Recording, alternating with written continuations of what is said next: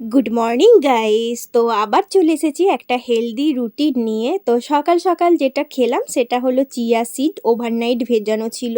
তারপরে খেয়েছিলাম কফি, অর্ঘ্য খেয়েছিল ব্ল্যাক কফি, আমি খেয়েছিলাম মিল্ক কফি, অবশ্যই কিন্তু সুগার ছাড়া।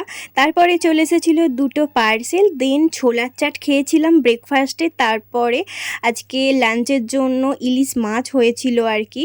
তো সেই জন্য ভাবলাম যে একটু ভাত খাওয়া যাক। অর্ঘ্য বানিয়েছিল সোয়াবিন ক্যাপসিকাম সমস্ত কিছু ভেজিস দিয়ে একটা ভাত দিয়ে আর কি, ভাজা টাইপের।